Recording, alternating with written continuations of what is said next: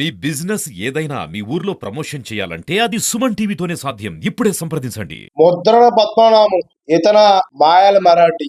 పిఠాపురంలో పవన్ కళ్యాణ్ ఓడిపోతే నా పేరుని ముద్రణ పద్మనారెడ్డిగా మార్చుకుంటానని చెప్పినటువంటి పద్మనాభం గారు ఎలక్షన్స్ నుంచి వచ్చి రిజల్ట్ వచ్చి 2 రోజులు అవుతున్నా కానీ ఇంతవరకు ముద్రణ పద్మనాభం అనే వ్యక్తి లీగల్ గాను కుల దోపత్రగాను ఎందుకు నువ్వు పేరు మార్చుకోలేదని చెప్పి సందర్భంగా అడుగుతా ఉన్నా.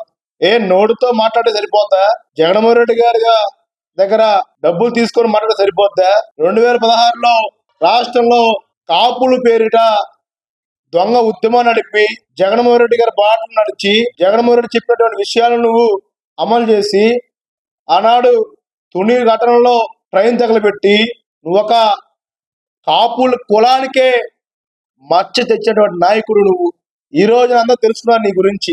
ఇంకా ఎప్పుడైనా జీవితంలో నీ ఉద్యమం చేసినా నీ వెనకాల ఎవరు రారు. ఇంకా గతంలో 5 సంవత్సరాలు గతంలో తెలుగుదేశం పార్టీ అధికారం ఉన్నప్పుడు 14 నుండి 19 దాకా కాపుల కోసం అనేక ఉద్యమాలు చేసేటట్టు నువ్వు 2019 నుండి 2024 దాకా జగన్మోహన్ రెడ్డి ప్రభుత్వం ఉంటే ఎందుకు కాపుల కోసం నువ్వు ఉద్యమాలు చేయలేదని చెప్పి సందర్భంగా అడుగుతా ఉన్నా. నువ్వు ఒక పేటిఎం స్టార్ గా నువ్వు నిన్న ఎలక్షన్స్ తేలిపోయింది. నువ్వు ఈ విధంగా మాట్లాడితే ఎన్నో ఉన్నాయి. కులాల మధ్య గౌరవం ఈ ఒక మాజీ ముఖ్యమంత్రి జగన్మోహన్ రెడ్డి ఏ విధంగా చిచ్చు పెట్టించి తిట్టించాడో మనందరం చూసాం. పేరుని నాని చేత కాపులను తిట్టిస్తాడు, కొడాల నాని గారి చేత కమ్మలను తిట్టిస్తాడు, మళ్ళీ బీసీలకి అనుకోని యాదగడ్డ తిట్టిస్తాడు.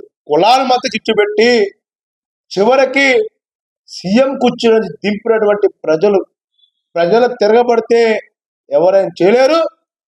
రాజకీయ నాయకులు ఏ పార్టీ ఉన్నా సరే నోరు అదుపులో పెట్టుకోమని ఈ సందర్భంగా హెచ్చరిస్తా ఉన్నా. ముద్రగడ పద్మనాభం వెంటనే రెడ్డిగా పేరు తెచ్చుకోవాలి. ముద్రగడ పద్మనాభం నాయుడు కాదు ఇక్కడి నుంచి. దయచేసి రాష్ట్రంలో కాపు సోదరులందరూ గమనించండి. ఇక్కడి నుంచి ఆయన ముద్రగడ పద్మనాభం రెడ్డి జగన్మోహన్ రెడ్డి అన్నలాగా ఉండాలి అతను.